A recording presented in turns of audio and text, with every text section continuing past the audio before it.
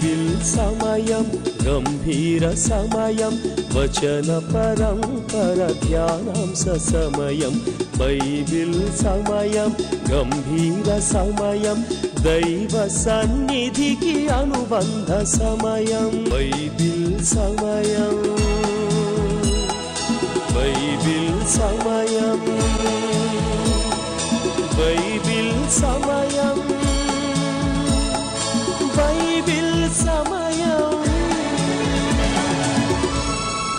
ఈరోజు ఈ కార్యక్రమాన్ని నిర్వహించడానికి సహాయపడిన ప్రియులకు యేసు అనుచరులందరము కలిసి హృదయపూర్వక వందనాలు చెల్లిస్తున్నాం. అమ్మా బాబు, మేము మీకు ఏమీ ఇవ్వలేము. మా పక్షంగా దేవుడే మిమ్మలను మీ కుటుంబాలను నిండారుగా దీవించునుగాక.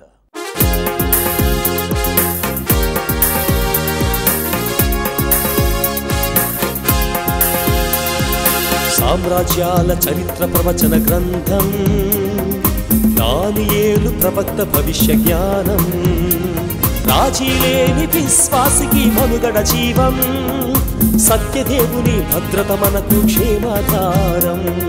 దానియేలు గ్రంథం, దానియేలు గ్రంథం, దానియేలు గ్రంథం, దానియేలు గ్రంథం.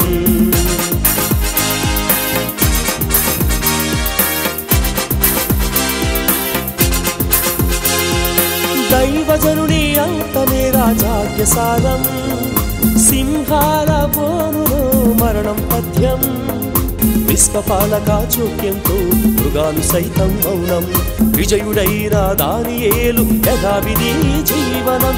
దానియేలు గ్రంథం, దానియేలు గ్రంథం.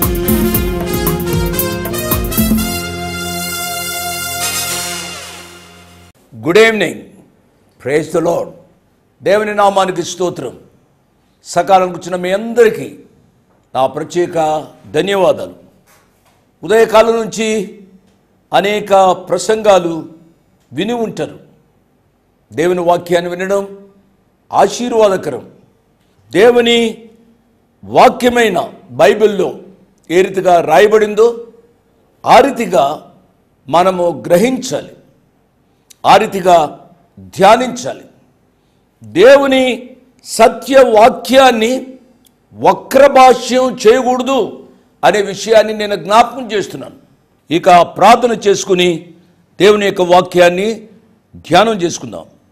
తల వంచండి, కళ్ళు మూసుకునండి, వీలున్న వారు మోకరించండి, ప్రార్థనలో నాతో ఏకీభవించండి. మమ్మల్ని మిక్కిలిగా ప్రేమించిన మా ప్రియ పరలోకపు తండ్రి, వందనాలు, స్తోత్రాలు. మా జీవితాల్లో మరి ఒక దినాన్ని, మీ వాక్యాన్ని ధ్యానం చేసుకునే తరుణాన్ని మీరు మాకు అనుగ్రహించిన కృపను బట్టి మీకు వందనాలు, స్తోత్రాలు. మాకంటే శ్రేష్ఠులు అనేక మంది కాలగర్భంలో గతించిపోతున్నారు నాయన. అపాతులము, అయోగ్యులమైన మమ్మలను నేటి వరకు బ్రతికించినందుకై నిండు హృదయంతో మిమ్మల్ని స్తుతిస్తున్నాం, ఆరాధిస్తున్నాం, కొనియాడుతున్నాం నాయన. దానియేలు గ్రంథ ధ్యానాలు ప్రారంభించడానికి సహాయపడ్డారు. 2వ అధ్యాయంలోనికి వచ్చాం ప్రభువా. ఆయన భావయుక్తమైన ఈ అధ్యాయాన్ని మీరు మాకు విశదపరచండి. మీరు మాట్లాడితేనే కానీ, మీరు అర్థం చేయిస్తేనే కానీ మాకు అర్థం కాదు నాయన. నాయన, మా యొక్క నిజస్థితిని మేము ఒప్పుకుంటున్నాం ప్రభువా. దయతో మీరు మాట్లాడండి బాబు, మీరు మాట్లాడండి నాయన. మీరు ఈ వాక్యాన్ని అర్థం చేసుకునే కృపను ఈ రాత్రి అనుగ్రహించండి. అనారోగ్యంగా ఉన్నప్పుడు కూడా ఎంతమంది టీవీ దగ్గరికి వచ్చి మీ వాక్యాన్ని వినాలని ఆశపడి ఈ ప్రార్థనలో పాల్గొంటున్నారు, వారందరినీ నిండారుగా దీవించండి నాయన. నీ కుమారుని ద్వారా మీరే మహిమ పొందమని అటు మీ కుమారుడు మా రక్షకుడు యేసు ప్రభువారి అతి శ్రేష్టమైన నామమున అడిగి వేడుకుంటున్నాము తండ్రి, ఆమేన్. దానియేలు గ్రంథం ప్రవచనాలకు సంబంధించిన గ్రంథం. ఈ గ్రంథాన్ని ధ్యానం చేసే భాగ్యాన్ని ప్రభువారు మనకిచ్చారు. నా మటుకు నేను ఈ గ్రంథాన్ని సమంగా ధ్యానం చేయలేను. నా సొంత తెలివితేటలైతే ప్రతి వచనంపై ఆ దేవుని మీద ఆధారపడాలి. కాబట్టి ఈ గ్రంథాన్ని చాలా జాగ్రత్తగా వినాలి. బబులోను రాజు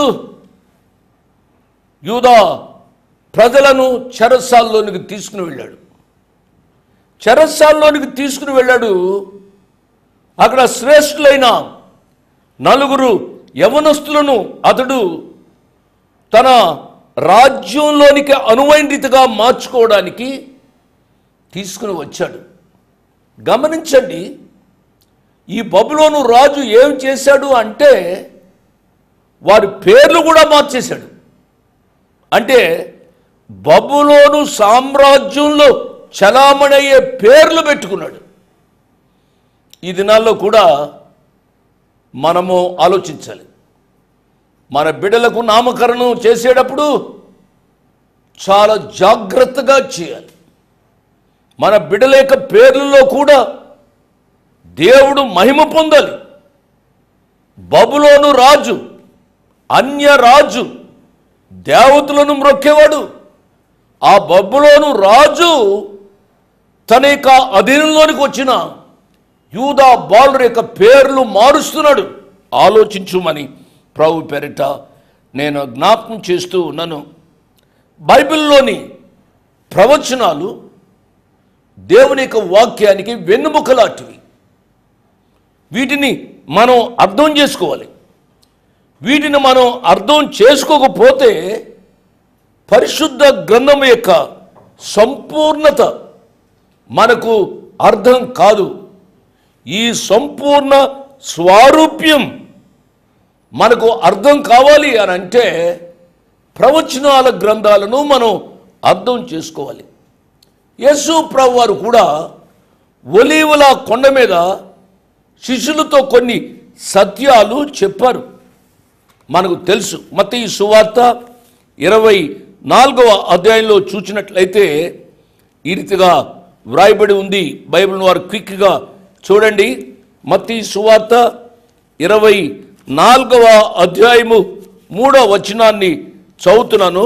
తదుపరి 15వ వచనాన్ని కూడా నేను చదువుతాను.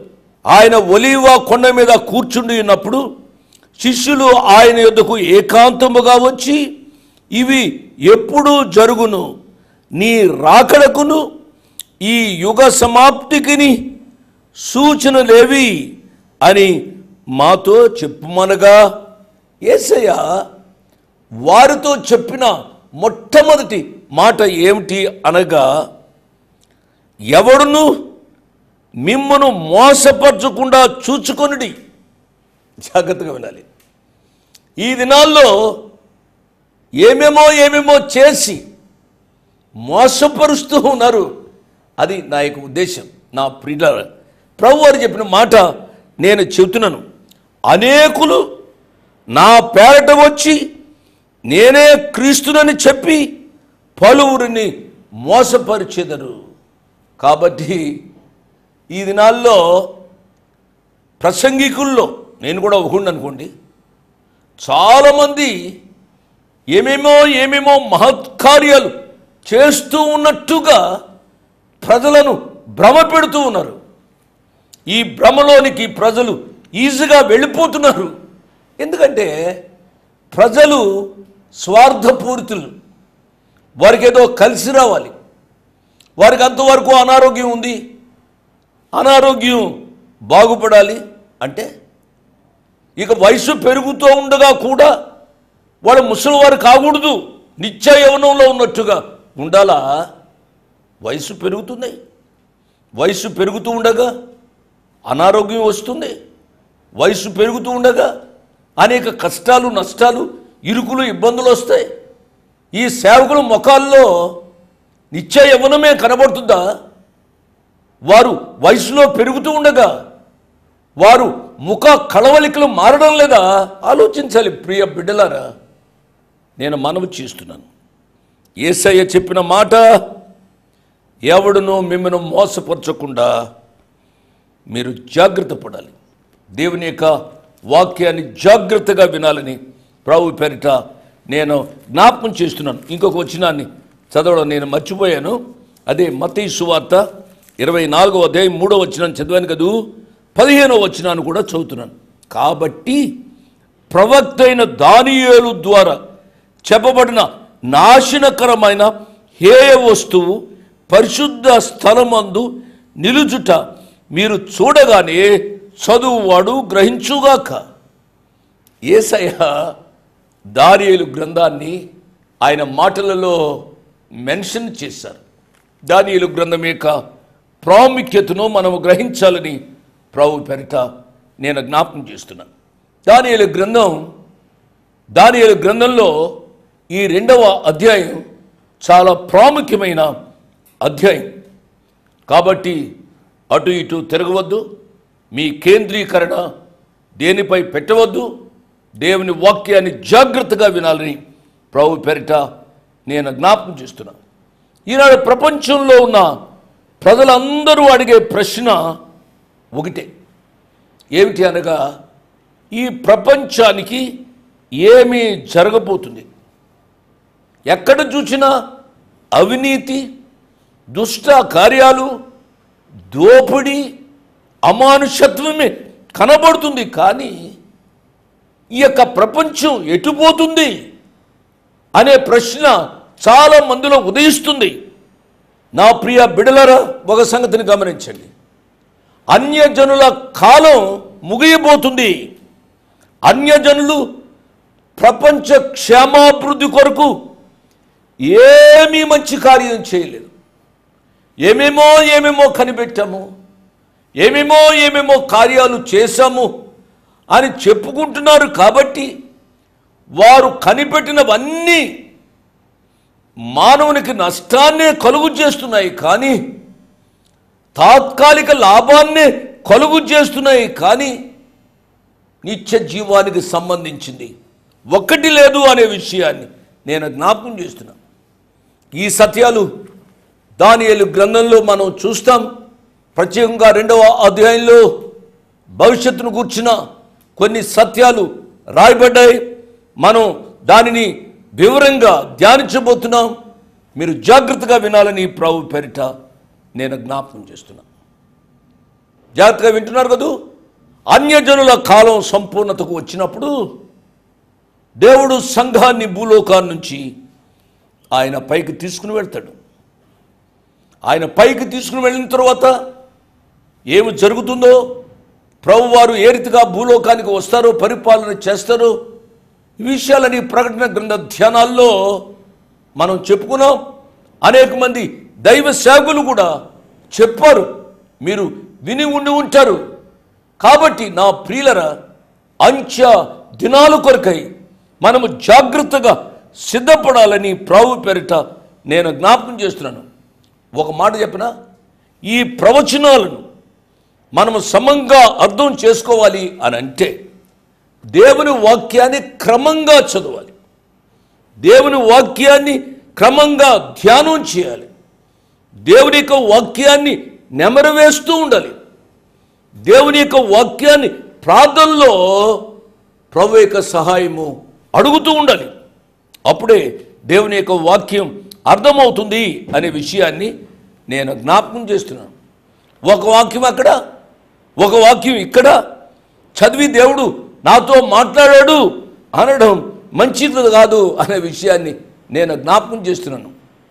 ఒక యవనస్తుడైన సేవకుడు నాలాంటి ఒక సీనియర్ సేవకుని దగ్గరికి వచ్చి ఈ రీతిగా అడిగట్ట, అంకుల్ నేను సేవ చేస్తున్నాను, నేను ఎన్నో సంవత్సరాలుగా నేను సేవ చేస్తున్నాను, కానీ ఒక విషయం అంకుల్, నా సేవ ఎందుకో అభివృద్ధి కావడం లేదు. నేను చాలా ఖండితంగా దేవుని యొక్క వాక్యాన్ని నేను చెబుతున్నాను, దేవుని యొక్క వాక్యాన్ని మోకాళ్ళ మీద ధ్యానం చేసి నా సంఘానికి వచ్చేవారికి నేను చెబుతున్నాను, రక్షణ గురించి చెబుతున్నాను, పరిశుద్ధతను గురించి చెబుతున్నాను, ప్రభువుకు లోబడవలసిన విషయాల గురించి నేను చెప్తున్నాను. అంకుల్, నేను రక్షణ పొందిన వ్యక్తిని, ప్రభు కొరకు జీవించాలని తపన కలిగిన వ్యక్తిని, కానీ అంకుల్ ఒక విషయం, ఇంకొక సంఘంలోనికి మనుషులు తొంభలుగా వెళుతున్నారు. అక్కడికి చాలామంది క్రైస్తవేతరులు కూడా వెళ్తున్నారు. ఆయనకి డబ్బులు విరివిగా ఇచ్చేస్తూ ఉన్నారు. ఆయన కూడా ఎక్కడ పడితే అక్కడ కూటాలు పెట్టేస్తున్నాడు. ప్రియులారా, ఒక సత్యాన్ని గమనించండి. ఆయన చెప్పిన మాట, ఆ యవనస్తుడు చెప్పిన మాట ఏమిటి అనగా, అంకుల్, ఆ గుడికి వెళ్ళే క్రైస్తవేతరులు వారి యొక్క గుడులకు గోపురాలకు దర్శించి అక్కడ ఏమీ కార్యం జరగక, లేక వారి ఆరోగ్యం బాగుపడక, వారి వ్యాపారం బాగుపడక, వారి పరిస్థితులు బాగుపడక లాస్ట్ ఛాన్స్గా ఇక్కడ కూడా వెళదాము అన్నట్టుగా ఆ యొక్క క్రైస్తవ గుడికి వస్తున్నారు అంకుల్. అప్పుడు ఏదో వారి జీవితంలో జరుగుతుంది, మంచే జరుగుతుంది, వారి వ్యాపారం అభివృద్ధి అవుతుంది, వారి అనారోగ్యం పోతుంది. ఇక చూడండి, ఆయనను ఆకాశానికి ఎత్తువేస్తున్నారు, డబ్బులు కుమ్మరిస్తున్నారు. అంకుల్, ప్రభు కొరకు జీవించే నాకు ఎందుకు ఈ బాధలు? ఆయన చెప్పేది సత్యమా, నేను చెప్పేది సత్యమా అని ఆ సీనియర్ సేవకుడిని అడిగితే, అప్పుడు ఆ సీనియర్ సేవకుడు ఆ యవ్వన సేవకుడితో అన్న మాట, బాబు జాగ్రత్తగా విన్నాం. వేల మంది లక్షల మంది మనుషులు రావడం, స్వస్థత కార్యాలు జరగడం గొప్ప సంగతి కాదు. మనం చూడవలసిన సంగతి ఏమిటనగా, వచ్చిన వారిలో ఎంతమంది రక్షణానుభవంలోనికి వచ్చారు. వ్యక్తి యొక్క చాతుర్యము, ప్రావీణ్యత స్టేజ్ మీద కనబరుచుకోవడం కాదు, స్టేజ్ మీద కూడా ఒక సిస్టమేటిక్ డిసిప్లైన్, క్రమశిక్షణ ఉండాలి బాబు. కాబట్టి మెరిసేవన్నీ బంగారం కాదు. నువ్వు దేవుని వాక్యాన్ని ఉన్నది ఉన్నట్టుగా బోధిస్తే దేవుడు నిన్ను గణపరుస్తాడు, నీ సేవను గణపరుస్తాడు. మందిని చూడవద్దు అని చెప్పి ఆ యొక్క సీనియర్ సేవకుడు ఆ యొక్క యవనస్తుడైన సేవకునికి చెప్పాట. కాబట్టి నా ప్రియ బిడ్డలారా, దేవుని వాక్యాన్ని చాలా జాగ్రత్తగా వినాలి. దేవుని యొక్క వాక్యాన్ని మీరు ధ్యానం చేయాలి. చెప్పేవానికే కాదు, మీకు కూడా దేవుడు తన కృపా జ్ఞానాన్ని ఇస్తారు అనే విషయాన్ని నేను జ్ఞాపకం చేస్తున్నాను. నేను మనిషినే, నాకు పరిధులు ఉన్నాయి, మీరు కూడా అంతే. మీకు కూడా దేవుడు తన కృపా జ్ఞానాన్ని ఇచ్చి దేవుని యొక్క వాక్యాన్ని ఇంకా విపులమైన రీతిగా మీకు తెలియపరుస్తారనే విషయాన్ని నేను జ్ఞాపకం చేస్తున్నాను. నా పరిధిలో నేను చెబుతున్నాను. జాగ్రత్తగా వినండి నా ప్రియ బిడ్డలు. దానియేలు గ్రంథం 2వ అధ్యాయము 1వ వచనం.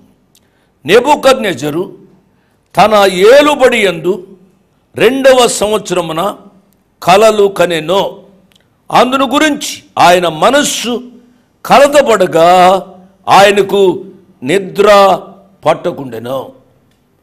బబులోను సామ్రాజ్యాన్ని నెబుకద్నెజరు చాలా ఉన్నతమైన స్థితికి తెచ్చాడు. ఆ కాలంలోని చాలా సామ్రాజ్యాలు అన్నీ ఇతనికే లోబడి ఉండేవి. ఆయన అష్షూరును, సిరియాను, ఐగుప్తును ఆయన ఓడించాడు. చాలా దేశాలు ఆయనకి లోబడి ఉండేవని చెప్పాను కదూ. అతడు ఒక సింహం వలె ఇతర దేశాలకు ఉండేవాడు. అటువంటి ఉన్నతమైన స్థితిలో ఉన్న ఈ రాజుతో దేవుడు ఒక కళ ద్వారా మాట్లాడాలని తలంచాడు. నెబుకద్నెజరు రాజు తన నిద్రలో ఒక కలగన్నాడు. ఆ కళ తన ప్రశాంత నిద్రను పాడు చేసింది. కలత చెందాడు. తన సామ్రాజ్యానికి ఏదో నష్టం కలుగుతుంది అని అతడు అనుకున్నాడు. అతనికి సరిగ్గా అర్థం కాలేదు. అప్పుడు నెబుకద్నెజరు తన సామ్రాజ్యం ఏమవుతుందో అని చాలా బాధపడ్డాడు. ఈనాడు కూడా మానవాళికి తన భవిష్యత్తును గూర్చి ఇదే బాధ. ఆనాడు నెబుకద్నెజరు కలగన్నాడు. ఆ కలలోని భావం తనకి సరిగ్గా అర్థం కాలేదు. ఇదేదో నాకు నష్టం కలిగిస్తుందని అతడు యోచించి బాధపడ్డాడు. ఈ దినాల్లో కూడా కళల ద్వారా, దర్శనాల ద్వారా, వేడి ద్వారానో మనుషులు వారి యొక్క ప్రశాంతతను పోగొట్టుకుంటున్నారు. నా ప్రియులరా, నన్ను జాగ్రత్తగా మీరు ఫాలో అవుతూ ఉండాలి. ఈ ప్రశ్నకు జవాబు ఏ రీతిగా వచ్చిందో ముందు వచనాల్లో మనం చూస్తాం. 2వ వచనం, కాగా రాజు తాను కనిన కలలను తనకు తెలియజెప్పుటకై శకునగాండ్రను, గారిడి విద్య గల వారిని, మాంత్రికులను, కల్దీలను పిలువనంపుడని ఆజ్ఞ ఇయ్యగా వారు వచ్చి రాజు సముఖమున నిలిచిరి. తనకు వచ్చిన కళాభావాన్ని తెలుసుకోవడానికి నెబుకద్నెజరు ప్రయత్నం చేస్తున్నాడు. దానికోసం తన దేశంలో ఉన్న శకునగాండ్రను, జ్యోతిష్కులను, గారిడి విద్య తెలిసిన వారిని, మాంత్రికులను, కల్దీలను పిలిపించాడు. వీరందరూ ఆ దేశంలో అప్పటికి గొప్ప జ్ఞానులుగా చలామణి అవుతూ ఉండేవారు. అట్టి జ్ఞానుల జ్ఞానం, వెర్రితనం, వారు చెప్పేది అంతా వారికి సొంత తెలివితేటలే చెబుతున్నారు, కానీ దైవ సంబంధమైనది కాదు అని ఈ నెబుకద్నెజరు రాజుకు తెలియపరచాలని దేవుడు ఉద్దేశించాడు. ఆ రాజుకు దేవుడే ఒక కలను అనుగ్రహించాడు. జరగబోయే సంగతులను యథార్థమైన దేవుడు మాత్రమే తెలియజేయగలడు అని ఈ బబులోను రాజు గ్రహించాలని దేవుడు ఉద్దేశించాడు. ఆత్మదేవుడు ఈ కలలో ఉన్న సత్య భావాలను ఏ రీతిగా తెలియజేయగలడు అనగా, గమనించండి, దేవుడు ఆత్మ. నేను చెప్పిన అందుకనే ఆత్మదేవుడు అన్నాను. ఆత్మ అయిన దేవుడు ఏ రీతిగా ఈ కలభావాన్ని అతనికి తెలియజేయగలడు అనగా, యథార్థవంతులైన తన బిడ్డల ద్వారా ఈ కలభావాన్ని తెలియజేయగలడు అనే సత్యాన్ని మనం అర్థం చేసుకోవాలి. ఈ దినాల్లో కొంతమంది దేవుడు నాకు కలలో వచ్చాడు, తెల్ల బట్టలు వేసుకున్నాడు, ఇంత గడ్డం ఉంది, నాకు ఏమేమో చెప్పాడు, మీ ఇంటికి వెళ్ళమన్నాడు, మీ ఇంటికి వెళ్ళి మీతో చెప్పమన్నాడు, మీ అమ్మాయికి పెళ్ళవుతుంది, మీ అబ్బాయికి పెళ్ళవుతుంది, మీకేదో కలిసి వస్తుంది, ఇదిగా చెప్పి ఆ కుటుంబీకులను భ్రమపెట్టి, ముఖ్యంగా స్త్రీలను భ్రమపెట్టి డబ్బులు తీసుకుని వెళ్తున్నారు. నా ప్రియులరా, వీటన్నిటినీ మీరు నమ్మవద్దు అని ప్రభు పేరిట నేను జ్ఞాపకం చేస్తున్నాను. ఒక సత్యాన్ని చెప్పి నేను ముగిస్తాను. ఆ కాలంలో ఆ బబులోనులో ఉన్న విద్యావంతులు కానీ, జ్ఞానవంతులు కానీ ఏదైతే శిక్షణ పొందారో అదే శిక్షణ యూదులైన ఈ 4 బిడ్డలకు కూడా ఇవ్వబడింది. అర్థమైంది కాదు? వారికి ఇవ్వబడిన శిక్షణే వీరికి ఇవ్వబడింది. ఇప్పుడు బబులోనులోని జ్ఞానులను పిలిపించాడు ఈ రాజు. ఈ రాజు యూదవారైనా ఈ 4 కూడా పిలిపించాడు. గమనించాలి ప్రియులరా, దేవుడు తన బిడ్డలను ఏ రీతిగా గణపరుస్తాడు. అందుకనే నేను చెప్పాను, మొదటి అధ్యాయ సమీక్షలో నేను చెప్పాను, ఏమిటి అనగా, నన్ను గణపరచు వారిని నేను గణపరుస్తాను, నన్ను ప్రేమించు వారిని నేను ప్రేమిస్తాను. వారిని తలగా ఉంచుతాను కానీ తోకగా ఉంచను. నా ప్రియ బిడ్డలారా, ఈ రాత్రి మీరు నేను మనము గ్రహించవలసింది ఏమిటి అనగా, ఘనత మహిమ ప్రభావాలు ఆయనకే చెల్లించాలి. ఆయనకే చెల్లుతుంది. ఇండైరెక్ట్లీ ఆర్ డైరెక్ట్లీ మనము ఎన్నడూ కూడా కనబడకూడదు, మన సొంత డబ్బా మనము వాయించుకోకూడదు అనే విషయాన్ని నేను జ్ఞాపకం చేస్తున్నాను. 3వ వచనం, రాజు వారితో, నేనొక కలగంటిని, ఆ కలభావము తెలుసుకున్న వల్లని నేను మనోవ్యాకుల ముందు ఉన్నాను అనగా, కల్దీయులు సిరియా భాషతో ఇట్లన్నారు. కాబట్టి ఆ కళను గూర్చి ఆయన వారితో చెప్పాడు. ముందు వచనాల్లో మనం చదివినట్లయితే ఆ కళ ఆయన మర్చిపోయాడు. ఇప్పుడు మర్చిపోయిన కళ గూర్చి చెప్పాలి, ఆ కళ భావం గూర్చి చెప్పాలి. చాలా ఇంట్రెస్ట్గా ఉండే సత్యాలు. కాబట్టి ఈ సత్యాలు తెలుసుకోవాలంటే సకాలానికి వచ్చి మొదటి నుంచి జాగ్రత్తగా వినుమని మనవి చేస్తూ ఈరోజు పాఠ్య భాగాన్ని ముగిస్తున్నాను. అమ్మ, బాబు, ముగింపులో ఒక మాట. ఇంతవరకు ఈ కార్యక్రమానికి మీరు సహాయపడ్డారా? సహాయపడితే నా హృదయపూర్వక దీవెనలు.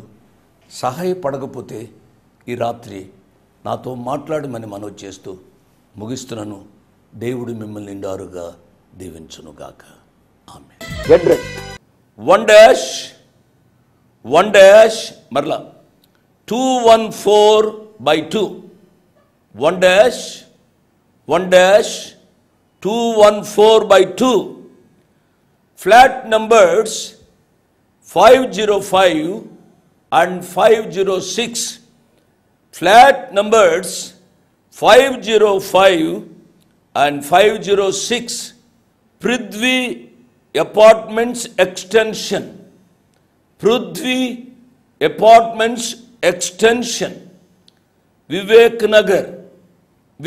Nagar, Chikkadapalli, Hyderabad 20. దేవుడు మిమ్మల్ని నిండారుగా దీవించునుగాక. ఆమేన్.